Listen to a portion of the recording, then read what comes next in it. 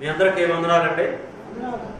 దేవుడు మన ప్రాణాన్ని మనలో ఉంచాడు కనుక ఆయనకి ఎల్లప్పుడూ కూడా స్తోత్రాలు చెల్లించ భద్రమై ఉన్నాం. మన ప్రాణం మనలో లేకపోతే ఆయన మనం స్తుతించలేము, ఆయన మనం ఆరాధించలేము, ఆయన సన్నిధికి రాలేము. దేవుణ్ణి కీర్తించడానికి, కీర్తనలు పాడటానికి మంచి నాలుక, మంచి స్వరము ఇచ్చాడు. దేవుణ్ణి ఆరాధించడానికి సమస్తమును ఇచ్చాడు. అయితే అక్కడంటే ఇంతకు మనం పాడుతున్నాం, ప్రకటింతును నీ సువార్తను అని పాడుకుంటూ నా ప్రాణం ఉన్నంత వరకు, అక్కడ ఒక మాట మనం పాడాం, నా ప్రాణం ఉన్నంత వరకు నిన్ను ధ్యానింతును. మనం అందరం కూడా మన ప్రాణం ఉన్నంత వరకు కూడా ఆయన్ను ధ్యానించవలసినటువంటి అవసరము ఉన్నది. మీ అందరూ రెడీగా ఉంటే దేవుని వాక్యంలోనికి వద్దాం. క్రైస్తవుని జీవితంలో ప్రాముఖ్యమైనటువంటి ఆయుధం, దాని గురించి ఆలోచన చేద్దాం. క్రైస్తవుని జీవితంలో కొన్ని ఆయుధాలు ధరించవలసి ఉంది, కొన్ని ఆయుధాలు ధరించవలసి ఉన్నది. ఆయుధాలు లేకపోతే, ఆయుధాలు మన దగ్గర లేకపోతే మనము నష్టపోతాం. యుద్ధంలోకి పోయేవాడికి తప్పకుండా ఆయుధాలు ఉండాలి. ఆయుధాలు లేకపోతే శత్రువుల చేతిలో ఓడిపోతాడు, చనిపోతాడు. కాబట్టి రాజులు కానీ, మంత్రులు కానీ, సైనికులు కానీ యుద్ధంలోనికి వెళ్ళినప్పుడు ఆయుధాలు ఖచ్చితంగా వాడవలసిందే. ఆయుధాలు లేనివాడు యుద్ధంలోనికి వెళ్ళడు. యుద్ధంలోనికి ఎవరు వెళ్ళరు అంటే, కాళ్ళు ఇరిగిన వాళ్ళు కానీ, జబ్బు చేసిన వాళ్ళు కానీ, ఇంకా జ్వరం వచ్చిన వాళ్ళు కానీ, వాళ్ళు ఏం చేస్తారంటే ఆ యుద్ధానికి సంబంధించినటువంటి గుడారాలు ఉంటాయి, ఆ డాక్టర్ల దగ్గర ఆ మంచాల బెడ్ల మీద ఉంటారు. ఆరోగ్యంగా ఉన్నవాళ్ళు ఆయుధాలు ధరించుకొని యుద్ధానికి పెడతారు. క్రైస్తవులమైనటువంటి మనము కూడా యుద్ధంలో ఉన్నాం. ఇది మనం మర్చిపోతున్నాం. చాలామంది క్రైస్తవులు మర్చిపోతున్నారు. క్రైస్తవులు కూడా యుద్ధంలో ఉన్నారు అనే సంగతిని మర్చిపోతున్నారు. క్రైస్తవులమైనటువంటి మనమందరం కూడా యుద్ధంలో ఉన్న సైనికులమే, యుద్ధంలో ఉన్న సైనికులమని గుర్తు చేసుకోవాల్సినటువంటి అవసరం ఉన్నది. అపోస్తలుడైనటువంటి పౌలు గారు తిమోతికి రాస్తూ, తిమోతికి రాయబడినటువంటి 2వ పత్రిక 2వ అధ్యాయము, తిమోతికి రాయబడినటువంటి 2వ పత్రికలోనికి మనం ఒకసారి వద్దాం. అక్కడ ఆయన ఏమంటాడనంటే, తిమోతితో తన కుమారుడుగా భావించి తిమోతితో ఈ మాటలు మాట్లాడుతున్నాడు. 2వ పత్రిక 2వ అధ్యాయం 3వ వచనం చదువుదామండి. 3వ వచనం చదువుదాం. క్రీస్తు యేసు యొక్క మంచి సైనికుని వలె నాతో కూడా శ్రమను అనుభవించుము అంటున్నాడు. అంటే తిమోతి కూడా, నీవు కూడా సైనికుడివే, నేను సైనికుడినే. అంటే all Christians are soldiers of Christ. క్రైస్తవులమైనటువంటి మనం అందరం, దేవుని పిల్లలమైనటువంటి మనం అందరము సైనికులమే అంటున్నాడు. ఇంకా 4వ వచనంలోకి మనం వచ్చినప్పుడు ఏమంటున్నాడు? 4వ వచనంలోకి, సైనికుడు ఎవడును యుద్ధమునకు పోవునప్పుడు తన్ను దండులో చేర్చుకున్న వారిని సంతోషపెట్టవలనని ఈ జీవన వ్యాపారములో చిక్కుకొనడు అంటున్నాడు. కాబట్టి దండు అంటే సైన్యాన్ని దండు అని అంటారు. ఇది గ్రాంథిక భాష, అందరికి అర్థం కాదు. కొందరికే అర్థం అవుతుంది. అయితే మనం దీన్ని అర్థం చేసుకోవడానికి ప్రయత్నం చేయాలి. దండుని సైన్యము అన్నాడు. కాబట్టి సైన్యంలోనికి వెళ్ళేటప్పుడు తను పంపినటువంటి యజమానుడిని సంతోష పెట్టాలి అనే ఆలోచనతో ఉంటూ తన జీవన వ్యాపారంలో చిక్కుకొని పోడు అంటున్నాడు. అంటే తన యజమానుడిని సైన్యాధికారిని సంతోష పెట్టేవాడైతే సైన్యములో ముందు ఉంటాడు. ఆ సైన్యాధికారి ఎక్కడ నిలబడమంటే అక్కడ నిలబడతాడు, ఎటు గురి పెట్టమంటే అటు గురి పెడతాడు. కానీ ఇంటి దగ్గర పండుకోడు. ఇంటి దగ్గర పండుకునేవాడు తన సైన్యాధిపతిని, సైన్యాధికారిని లేదా శతాధిపతిని సంతోష పెట్టేవాడు కాదు.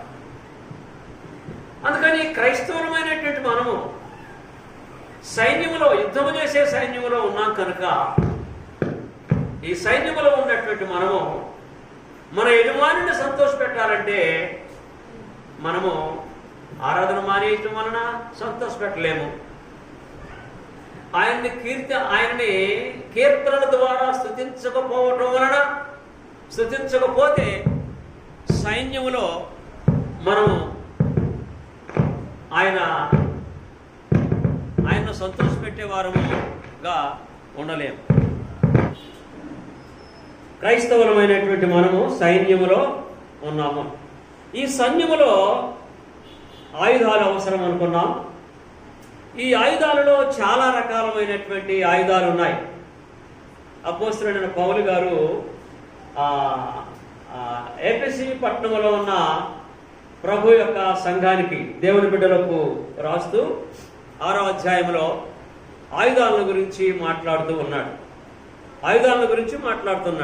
చూద్దాం ఒకసారి.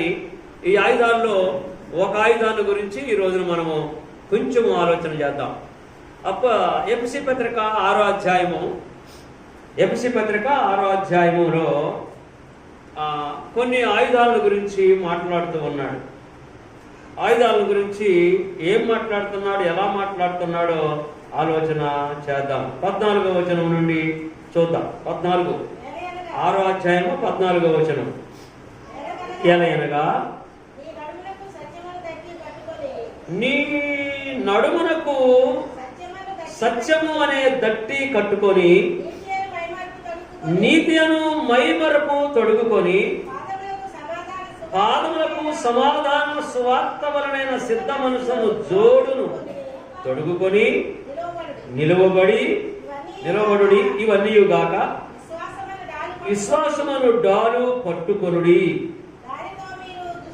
దానితో మీరు దుష్టుడి అగ్నిబాణములన్నిటినీ ఆర్పుటకు శక్తివంతులగుదురు. మరియు రక్షణ అను శిరస్త్రాణమును, దేవుని వాక్యము అను ఆత్మ ఖడ్గమును ధరించుకొనుడి. తర్వాత ఇంకొకటి ఉందండి. ఆత్మ వలన ప్రతి సమయమందును ప్రతి విధమైన ప్రార్థనను విజ్ఞాపనను చేయుచు ఆ విషయమై సమస్త పరిశుద్ధుల నిమిత్తమును పూర్ణమైన పట్టుదలతో విజ్ఞాపన చేయుచు మెలకువగా ఉండుడి అంటున్నాడు. అంటే ఇవన్నీ కూడాను ఆయుధాలు అని అన్నాడు. 11వ వచనం ఒకసారి పైకి వచ్చి 11వ వచనం చదివితే, 11వ వచనంలో మీరు అపవాది తంత్రములను ఎదిరించుటకు శక్తివంతులగునట్లు దేవుడు ఇచ్చు సర్వాంగ కవచమును ధరించుకొనుడి.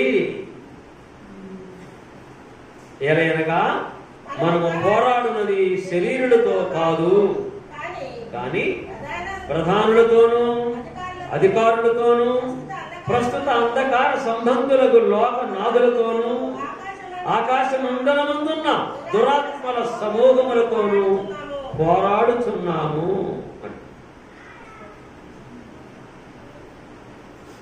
కాబట్టి క్రైస్తవులమైనటువంటి మనకు ఈ ఆయుధాలు అవసరం అంటున్నాడు. అంటే సైనికులకు ఆయుధాలు అవసరం. వీటిలో మనము ఆఖరి ఆయుధమైనటువంటి ఆయుధాల గురించి ఆలోచన చేద్దాం. 18వ వచనంలో ఉన్నటువంటి ఆయుధం అదేమిటంటే క్రైస్తవుల జీవితంలో అతి ప్రాముఖ్యమైనటువంటి ఆయుధం.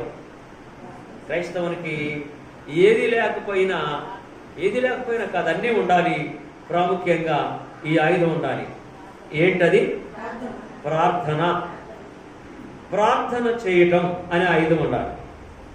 అంటే ప్రార్థన అనేది ఆయుధమా? ఎస్, ఆయుధమే. సైనికుడికి ఆ ఆయుధాలు ఎలా ఉన్నాయో క్రైస్తవమైనటువంటి మనకి ప్రార్థన అనేటువంటి ఆయుధం ఉండాలి. ప్రార్థన అనేటువంటి ఆయుధం లేనప్పుడు లేకపోతే మనము ఓడిపోక తప్పదు. ఓడిపోవాలి. అదేంటండి ప్రార్థన అంటే ఎంత? యేసయ్యా నన్ను కాపాడయ్యా ఆమేన్ అంటే సరిపోదు కదా అనుకుంటాం మనం. అది కాదండి, అది కాదు. ప్రార్థన అంటే కేవలం ఒక్క మాటతో అయ్యేది కాదు. ప్రార్థన ఆయుధాన్ని ఉపయోగించాల్సినటువంటి రీతిలో ఉపయోగించాలి.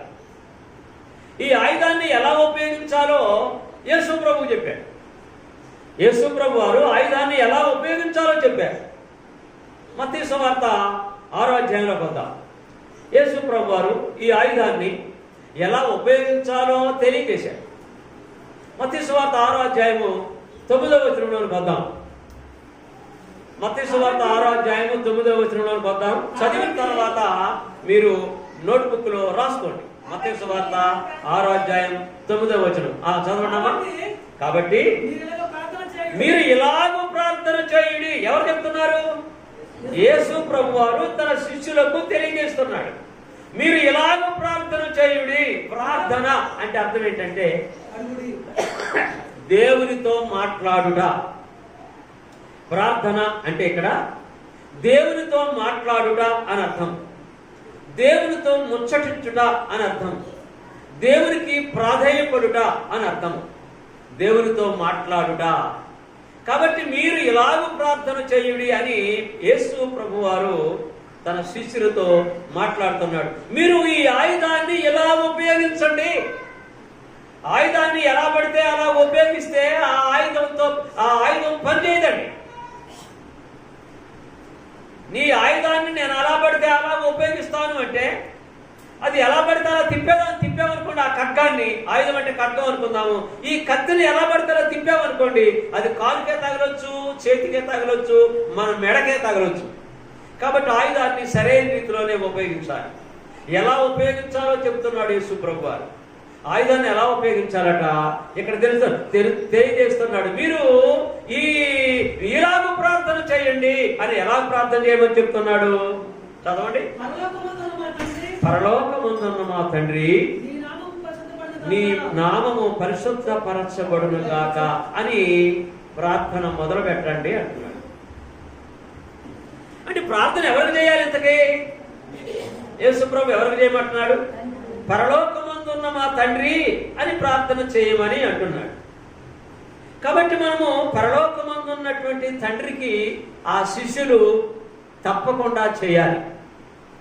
మరి ప్రభువా, నువ్వు మా దగ్గర ఉన్నావు కదా, మరి నువ్వు పరలోకం నుంచే భూలోకానికి వచ్చావు కదా, మేము మీకు ప్రార్థన చేస్తాము, మీరు దేవునికి తండ్రికి ప్రార్థన చేస్తారు కదా, మీరే పరలోకం నుంచి భూలోకానికి వస్తే మమ్మల్ని మళ్ళీ తండ్రికి ప్రార్థన చేయమంటున్నారేంటి?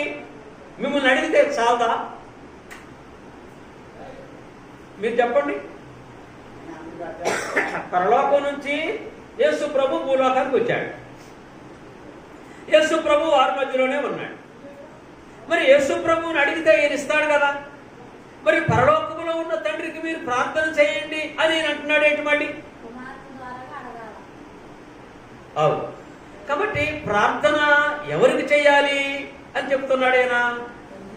తండ్రికే చేయాలి అని చెప్తున్నాడు. It is command of Jesus Christ. ఇది యేసు ప్రభు యొక్క ఆజ్ఞ. ఇలా చేయండి అని చెప్తున్నాడు. నేను చెయ్యను, నేను నీకే చేస్తా అని అంటే యేసు ప్రభు ఆజ్ఞని మనం పాటించినట్టేనా? చెప్పండి.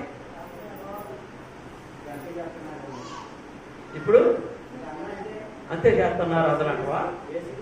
సరే, వాళ్ళకి తెలియదులేండి, మనం ఏం చేద్దాం. మరి చెప్పటమే.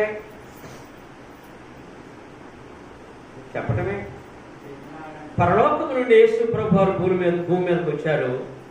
ఆయన శిష్యులకు తెలియజేస్తున్నాడు, పరలోకమందున్న మా తండ్రి, నీ నామము పరిశుద్ధ పరచబడునుగాక అని ఆయనకు చెయ్యండి మీరు ప్రార్థన, ఆయన అడగండి అని అంటున్నాడు. ఓకే, యేసు ప్రభు ఆజ్ఞాపించాడు ఆయనకు మీరు ప్రార్థన చేయండి అని. ప్రార్థన అనేది క్రైస్తవుని జీవితంలో ఒక ఆయుధం అని మనం ఆలోచన చేయవలసి ఉంది. ఎందుకంటే దేవుడే తెలియజేశాడు, అపోస్తలుడైన పౌలు గారు అదే తెలియజేశాడు, ఆయుధాలలో అదొక ఆయుధము. ప్రార్థన చేయని క్రైస్తవ బిడ్డ దేవుని బిడ్డ కాదు. ఒక మాటలో చెప్పాలంటే, రక్షణ పొందినటువంటి వారు ఎవరైనా సరే ప్రార్థన నేను చెయ్యట్లేదు, ప్రార్థన చేయటానికి నాకు టైం దొరకట్లేదు, నాకు సమయం ఉండట్లేదు, అస్సలు నాకు ఖాళీ దొరకట్లేదు అని అంటే, ప్రార్థన చేయకపోతే నీవు దేవునికి దూరంగా ఉన్నావు అనే సంగతి మనం జ్ఞాపకం చేసుకోవాలి. మనం ప్రార్థన చేయకపోతే దేవునికి దూరంగా ఉంటున్నట్టు. ప్రార్థన చేయటంలోని కొన్ని రకాలు ఉన్నాయి. అంటే నిలబడి ప్రార్థన చేయొచ్చు, కూర్చొని ప్రార్థన చేయొచ్చు, కళ్ళు మూసుకొని ప్రార్థన చేయొచ్చు. అలా చేసినటువంటి వారు ఉన్నారు గ్రంథంలో. కళ్ళు తెరసి ఆకాశము వైపు చేతులెత్తి ప్రార్థన చేసిన వారు ఉన్నారు, మోకరించి ప్రార్థన చేసిన వారు ఉన్నారు. అలాగే పాత నిబంధన కాలంలో అనేక మంది భక్తులు సాగిలపడి ప్రార్థన చేసిన వారు ఉన్నారు. కాబట్టి ప్రార్థన ఎలా చేసినా అది ప్రార్థనే, దానిలో తప్పే మాత్రం లేదు. అయితే మోకరించి ప్రార్థన చేయటము, దానిలో వినయం కనపడుతుంది, విధేయత కనపడుతుంది. ఒక కలెక్టర్ గారి ముందు చాలా జాగ్రత్తగా నిలబడతాం, ఒక మంత్రి గారి ముందు చాలా జాగ్రత్తగా నిలబడతాం, ఒక ముఖ్యమంత్రి గారి ముందు చాలా జాగ్రత్తగా నిలబడతాం. అయితే వారందరికంటే గొప్పవాడు దేవుడు. ఒక ప్రధానమంత్రి గారి దగ్గర చాలా నమ్రతగా, విధేయతతో, వినయంతో నిలబడతాం. అలాంటి ప్రధానమంత్రులు ప్రపంచంలో ఎంతమంది ఉన్నారో వారందరికంటే గొప్పవాడు దేవుడు. అలాంటి దేవుని దగ్గర ఎంత వినయం ఉండాలి, ఎంత విధేయత ఉండాలి.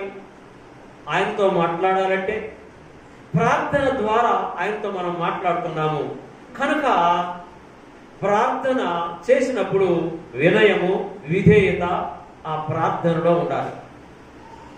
కొంతమంది ప్రార్థన చేస్తూ దేవుణ్ణి గద్దిస్తూ ఉంటారు. ఏవా ఛై ఛై అని అంటారు. మేము బంధిస్తున్నాం, మేము విడుదల చేస్తున్నాం. నువ్వు విడుదల చేస్తే, నువ్వు బంధిస్తే ఇంకా ఆయనకెందుకు చెప్పాలి? మేము బంధిస్తున్నాం అంటాడు, మేము విడుదల చేస్తున్నాం అంటాడు. నువ్వెవరో బంధించడానికి, నువ్వెవరో విడుదల చేయడానికి? ఒకవేళ నీవు బంధించగలిగితే మళ్ళీ ఇక దేవుడితో మాట్లాడటం ఎందుకు? ఒకవేళ నీవే విడుదల చేస్తే ఇక దేవుడు నువ్వు ప్రార్థన చేయటం ఎందుకు? ఇక విడుదల చేయి, బంధించు, మరి ఇక ప్రార్థన ఎందుకు? అంటే ఇది తెలియని వారు అలా చేస్తే ప్రజలు అమ్మో ఈయనకు వరం ఉందట్టుకుంది, బంధించే వరం ఉంది, లేకుంటే విడుదల చేసే వరం ఉంది అని ప్రజలు అనుకోవాలని ఒకవేళ చేస్తారేమో నాకు తెలియదు. కాబట్టి ప్రార్థన అంటే విజ్ఞాపన, చేతులు జోడించి వినయముతో, విధేయతతో దేవుని దగ్గర అడుగుట, విధేయతతో విజ్ఞాపన చేయటం, గోజాడటం, దీన్ని ప్రార్థన అంటారు. బైబిల్ గ్రంథంలో ఉన్న భక్తులు ఎవరు కూడాను దేవుణ్ణి శాసించలేదండి, దేవుణ్ణి గద్దించలే. దేవుణ్ణి గద్దించినటువంటి భక్తులు ఎవరో లేరండి, ఎవరు లేరు. అసలు ఏ గ్రంథాల్లో కూడా దేవుణ్ణి గద్దించినటువంటి దాఖలాలు ఉండవు.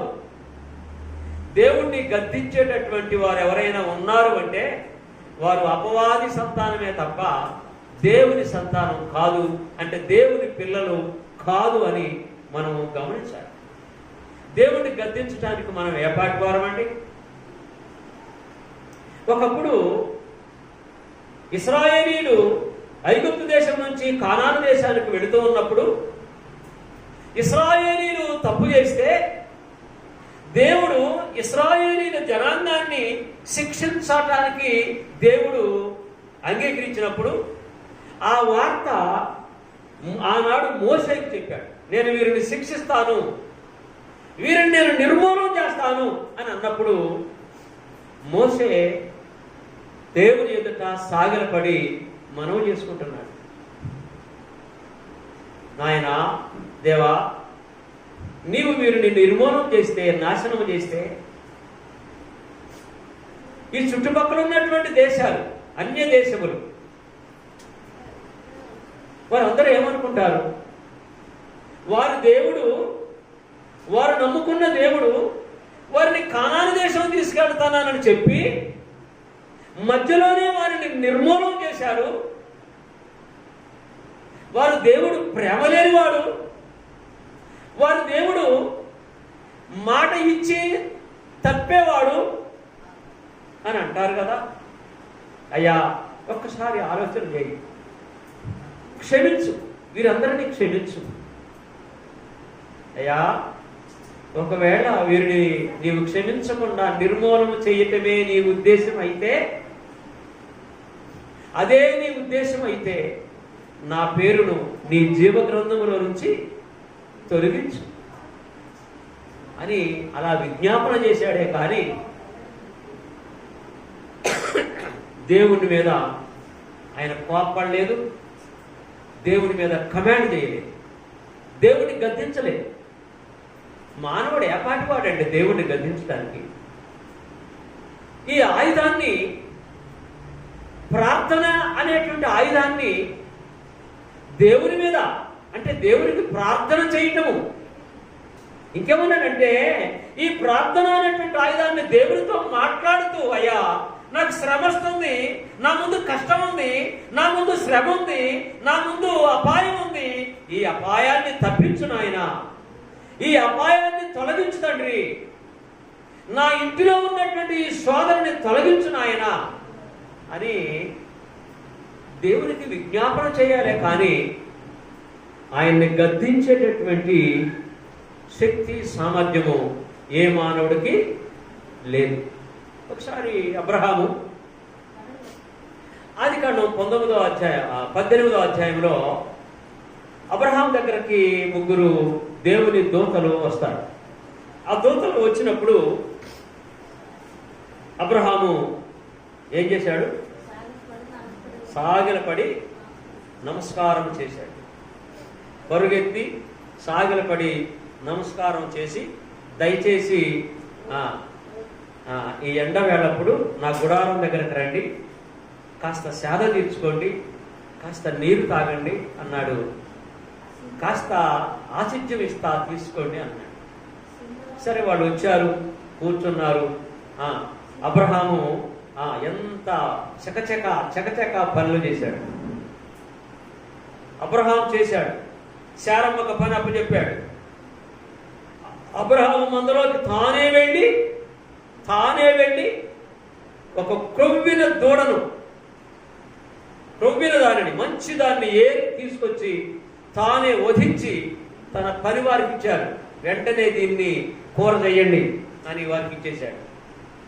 సెలక్షన్ చేసింది అబ్రహామే, మంచిదాన్ని సెలక్షన్ చేశాడు. దేవుని బిడ్డలో వచ్చినప్పుడు ప్రేమతో శ్రేష్టమైన దానిని ఇస్తే దేవుడు ఆశీర్వదిస్తాడు అనేది మనకు తెలియటం కొరకు ముందుగానే అబ్రహాము దగ్గర దాన్ని చూపించాడు. ఓకే, అబ్రహాము విందు ఏర్పాటు చేశాడు. 3 మానికల పిండి తీసుకురా అమ్మా. 3 మానికల పిండి తీసుకొచ్చి, వచ్చింది ఎంతమంది? 3. అంటే ఒక్కొక్కరికి మాండ తింటారా? ఏమో, మిగతా ఉన్నారు, జీతగాళ్ళు ఉన్నారు, పనివాళ్ళు ఉన్నారు కదా, వారు తినగా మిగిలింది మిగతా వారు తింటారు. ఓకే, విందు అయిపోయింది. విందు అయిపోయిన తర్వాత అబ్రహాముని బయటికి తీసుకెళ్లారు దేవుని దూతలు.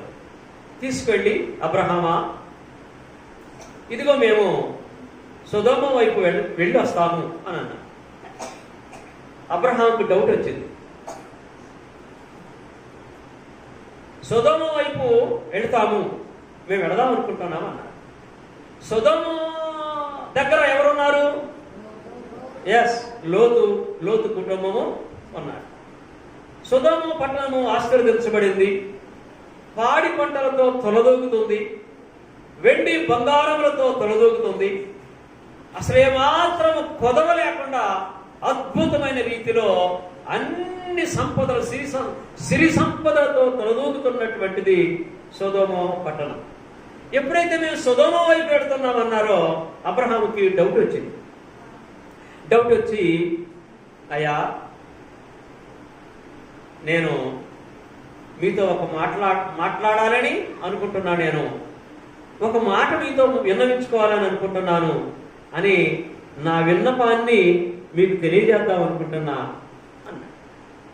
ఓకే అబ్రహాం, చెప్పు, నీ విన్నపం ఏంటి? సొదొమ వైపు మీరు ఎందుకు వెళ్తున్నారో నాకు తెలుసు. అక్కడ నీతిమంతులు లేరని అనుకుంటున్నారు కదా మీరు.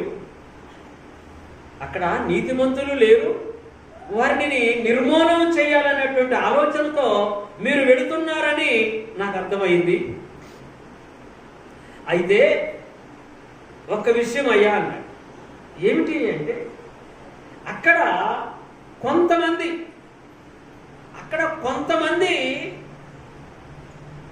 నీతిమంతులు ఉంటే ఆ పట్టణాన్ని నిర్మూలన చేయకుండా, నాశనం చేయకుండా ఉంటారా అని అడిగాడు. ఒకసారి ఆదికాండం 18వ అధ్యాయంలోనికి వద్దామండి, 24లోకి వద్దాం. ఆ పట్టణంలో ఒకవేళ 50 మంది నీతిమంతులు ఎడల దానిలోనున్న 50 మంది నీతిమంతులు నిమిత్తము ఆ స్థలము నాశనము చేయక కాయవా అన్న. దేవుని దూతలు అక్కడికి ఇద్దరే వెళ్ళారు, ఒక దూత వెళ్ళలేదండి. ఇద్దరే వెళ్ళారు అక్కడికి ఇద్దరితో మాట్లాడుతుంది. అప్పుడు ఏమన్నాడంటే, ఆ చొప్పున చేసి దుష్టులతో కూడా నీతిమంతులు చంపుటకు నీకు దూరమవుగాక అన్నాడు. అంటే అబ్రహాం భయపడతాడు.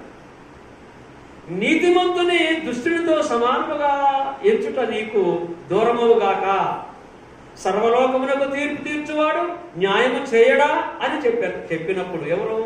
అబ్రహాము ఆ దూతలతో మాట్లాడుతున్నాడు. యెహోవా సొదొమ పట్టణములో యెహోవా దేవుడు మాట్లాడుతున్నాడు ఇక్కడ. అంటే దేవుడు తన దూతల ద్వారా మాట్లాడుతున్నాడు. ఇక్కడ అబ్రహాము ముందు నిలబడింది దూతలే, కానీ దూతలు మాట్లాడే ప్రతి మాట అది దేవుడైనటువంటి యెహోవా మాట. ఇక్కడ అంటున్నాడు, సొదొమలో పట్టణములో 50 మంది నీతిమంతులు నాకు కనపడిన ఎడల దానిని బట్టి ఆ స్థలమంతటిని కాయుదును. ఇప్పుడు మళ్ళీ మాట్లాడుతున్నాడు అబ్రహాం. ఏమంటున్నాడు తెలుసా దేవుని దగ్గర? అంటే దేవదూతలలో ఎవరుండి మాట్లాడుతున్నారు? దేవుడే. దేవదూత మాట్లాడుతున్నాడు అంటే దేవుడే. ఇప్పుడు నేను మాట్లాడుతున్నటువంటి మాట, నేను మాట్లాడుతున్న నానోరే, కానీ ఈ మాటలు ఎవరి మాటలు? దేవుని మాటలే నేను మాట్లాడుతున్నా. ఇది నా సొంత మాట కాదు. కాబట్టి ఇక్కడ అబ్రహాము భయపడుతున్నాడు. భయపడుతూ ఎంత వినయంగా విధేయతతో మాట్లాడుతున్నాడు. దేవుని దూతలు వచ్చారంటే దేవుడు వచ్చాడు అని భయం కలిగి దేవుని ఎదుట నేను ఉన్నానని వినయము విధేయత కలిగి మాట్లాడుతూ ఉన్నాడు. దేవుడు ఇక్కడ లేడు కదా, దేవుడు పరలోకంలో ఉన్నాడు, దేవుడు పంపితే వచ్చిన వారు వీళ్ళు, ఎలా మాట్లాడినా సరిపోతుంది అనుకోలేదండి. దేవుని ఎదుట మాట్లాడుతూ ఇక్కడ మాట్లాడుతున్నాడు.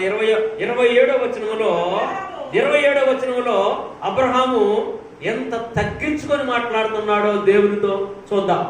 మనము కూడా దేవుని ప్రార్థన చేస్తే తగ్గించుకుంటున్నామా, హెచ్చించుకుంటున్నామా? దేవుని గద్దిస్తున్నామా లేకుంటే దేవునికి విధేయతతో మాట్లాడుతున్నామా? ఇక్కడ అబ్రహాము ఎలా మాట్లాడుతున్నాడో చూడండి. అబ్రహాము ఎలా మాట్లాడుతున్నాడు? అందుకు అబ్రహాము, ఇదిగో ధూళియు బూడిదయునైన నేను ప్రభువుతో మాట్లాడ తెగించుచున్నాను. నేను బూడిద వంటి వాడిని, నేను ధూళి వంటి వాడిని, నేను ధూళినే, నేను ధూళిని, నేను బూడిదని. కారణం ఏంటి? దాన్ని మీరు బూడిద చేయడానికి వెళుతున్నారు. ఆ పట్టణాన్ని బూడిద చేయడానికి మీరు వెళుతున్నారు. ఆ పట్టణము ధూళి అయిపోతుంది. భయపడుతున్నాడు అబ్రహాం. అందులో లోతు ఉన్నాడు, లోతు కుటుంబం ఉంది. వారే కాక పశువులు ఉన్నాయి, పిల్లలు ఉన్నారు, చిన్న పిల్లలు ఉన్నారు, పెద్దవారు ఉన్నారు, దుష్టులు ఉన్నారు, దుర్మార్గులు ఉన్నారు, చంటి పాపలు ఉన్నారు. భయపడుతున్నాడు. ఆ పట్టణాన్ని నాశనం చేస్తాడేమో దేవుడు. ఎంత తగ్గించుకుంటున్నాడు దేవుని దగ్గర. ఇదిగో ధూళియు బూడిదయునైనా నేను ప్రభువుతో మాట్లాడ తెగించుతున్నాను. నేను తెగించి మాట్లాడుతున్నానయ్యా. బూడిదనైనటువంటి నేను, ధూళినైనటువంటి నేను అని తను తగ్గించుకొని మాట్లాడుతున్నాను. ప్రియమైనటువంటి దైవ జనాంగమా, ప్రియమైనటువంటి దేవుని పిల్లలారా, మనం దేవుని పిల్లలమైనటువంటి మనం దేవునితో మాట్లాడుతున్నప్పుడు ఎలా మాట్లాడుతున్నాము? మనం హెచ్చించుకుంటూ మాట్లాడుతున్నామా? మనం తగ్గించుకుంటూ మాట్లాడుతున్నామా? ఒకటి, దేవునితో మాట్లాడుతున్నామని ఎరిగి మాట్లాడాలి. యేసు ప్రభువు తండ్రితో మాట్లాడండి. ఆయన తండ్రికే ప్రార్థన చేయండి. పరలోకమందున్న మా తండ్రి అని ప్రార్థన చేయండి అని అన్నాడు. అలాగే అనేక మంది భక్తులు పాత నిబంధన కాలంలో దేవుడైన యెహోవాతో మాట్లాడారు. క్రొత్త నిబంధన కాలంలో అంటే యేసు ప్రభు వారి కాలంలో కూడా వారు దేవుడితో ఎలా మాట్లాడాలో తెలియదు కనుక యేసు ప్రభు దేవుడితో ఎలా మాట్లాడండి అన్నాడు. పరలోకమందున్న మా తండ్రి అని పిలవన్నాడు. అంటే ఈ ఆయుధాన్ని ఇలా ఉపయోగించండి మీరు అన్నాడు. లేదయ్యా, ఈ ఆయుధాన్ని మేము ఎట్లా పడితే అట్లా ఉపయోగిస్తాము అని అంటే యేసు ప్రభు యొక్క మాటకి విలువ లేదే కదా. లేదయ్యా, మేము మీకే ప్రార్థన చేస్తాము అని అంటే ఆయనను గౌరవించినట్టు కాదండి. యేసు ప్రభువుని గౌరవించినట్టు కాదు. ఆయన చెప్పాడు, తండ్రికి ప్రార్థన చేయండి అన్నాడు. తండ్రికి ప్రార్థన చేయాల్సినటువంటి అవసరం ఉంది. ఓకే, మరి ఈ ప్రార్థన చేయమని చెప్పినటువంటి యేసు ప్రభు వారికి అధికారం ఇచ్చాడు. మీరు ఇలా ప్రార్థన చేయండి అని అధికారముతో వారికి తెలియజేశాడు. ఈ అధికారం తీసుకున్నటువంటి వీరు, లేదు నాయన మేము నీకే ప్రార్థన చేస్తాము అంటే యేసు ప్రభు ఇచ్చినటువంటి అధికారాన్ని వీరు వినియోగించినట్లా, పారేసినట్లా? చెప్పండి మీరు. అంతే కదా, పారేసినట్టే కదా.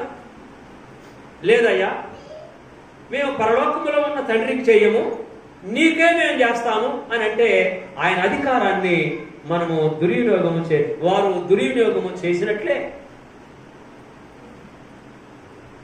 ప్రార్థన చాలా శక్తివంతమైనటువంటి ఆయుధం. నిన్ను నన్ను దేవుని దగ్గరకు చేర్చేటటువంటిది ప్రార్థన. దేవునితో సమాధానపరిచేది ఈ ప్రార్థన అనేటువంటి ఆయుధం. దేవునితో సమాధానపరిచేది ఆయుధం.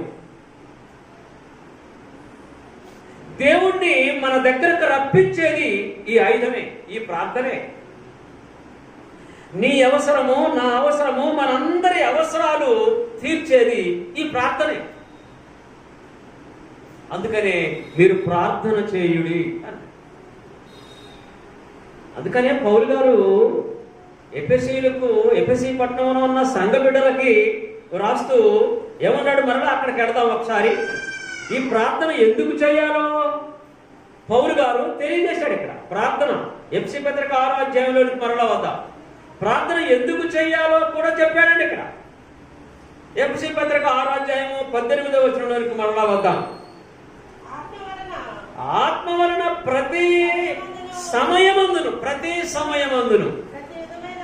ప్రతి విధమైన ప్రార్థనను విజ్ఞాపనను చేయుచు ఆ విషయమై సమస్త పరిశుద్ధుల నిమిత్తము పూర్ణమైన పట్టుదలతో విజ్ఞాపన చేయుచు మెలకువగా ఉండుడి.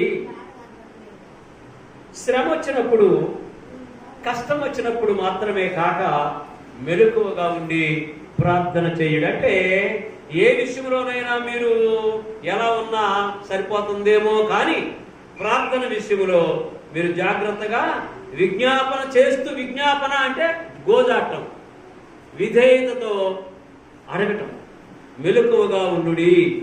కొంతమంది అంటారు, అయ్యగారు నాకు ప్రార్థన చేయటం చేత కాదు కానీ నా కోసం ప్రార్థన చేయి అంటారు. మరి నువ్వేం చేస్తావు? దేవుడు నీ అవసరాన్ని ఎలా తీరుస్తాడు? ఒకరికి ఆకలి అయితే మరొకరు తింటే వీళ్ళ ఆకలి తీరుతుందా? ఒక పిల్లవాడికి ఆకలి అవుతుంది, వాడు ఏడుస్తున్నాడు, వాడు పాలు తాగాలి. ఇంకొక పిల్లవాడికి పాలిస్తే ఈ ఏడ్చేవాడికి ఆకలి తీరుతుందా? తీరదే.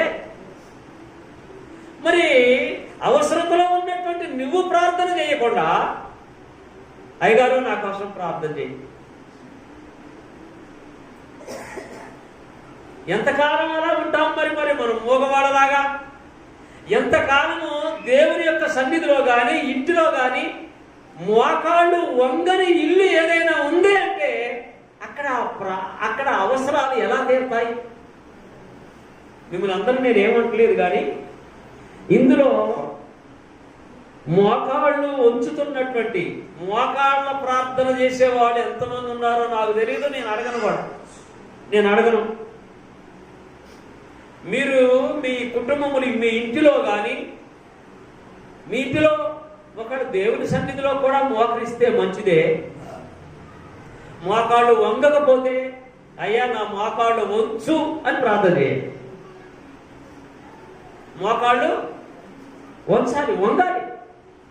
దేవుని సన్నిధిలో మోకాళ్ళు వంగాలి. అయ్యా నేను నీ సన్నిధిలో నా మోకాళ్ళు వంగాలి. మోకాళ్ళు వంగాలంటే నేనేం చేయాలో నాకు సాయం చేయను. నీ సన్నిధిలో నా నాలుక నిన్ను స్తుతించాలి. ఇక పొద్దున కోరం అంటుంది. అంటారా? అక్కడే అంటారా? అయ్యగారు చర్చిలోనే అంటారా అంటారు. ఏమ్మా మరి పాటలు పాడుతున్నావా దేవుని సన్నిధిలో అని అంటే అసలు నాకు వస్తే మైకి నీకెందుకు వస్తుంది అంటుంది. నాకు పాటలు పాడటం వస్తే మైక్ అంట నా దగ్గరకు రాదంటే మరి నోరు లేదా? పెద్దగానే మాట్లాడుతుంది. వాళ్ళు ఆమె అంటుంది ఆయన తగాదు చేయడానికి బాగానే వస్తుంది కానీ పాట రావట్లేదండి ఎందుకోను. ఇట్లాంటి వాళ్ళు ఎంతమంది ఉన్నారో.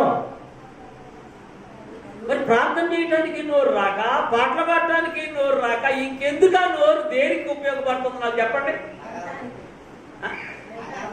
తగాదుకేనా? ఎవరో ఒక ఆమెకి ఇంటి దగ్గర గొడవ వచ్చిందట.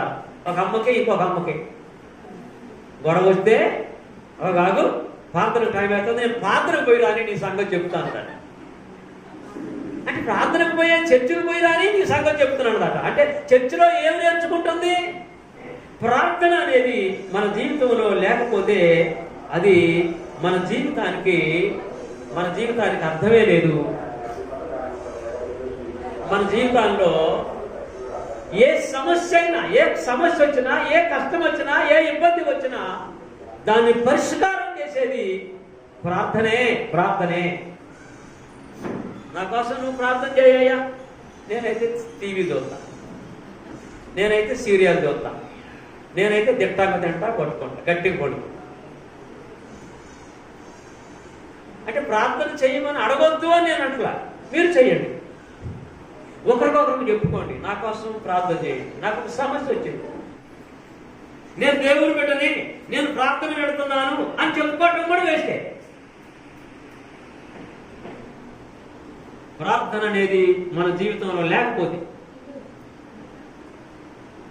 ఏమండి, ప్రార్థన చేసి సాధించినటువంటి వాళ్ళు బైబిల్ గ్రంథంలో మనకు చాలా మంది కనపడతారు. సమస్యలు పరిష్కారం చేసుకునే వాళ్ళు చాలా మంది కనపడతారు మనకి. హన్నాకి సమస్య వచ్చింది.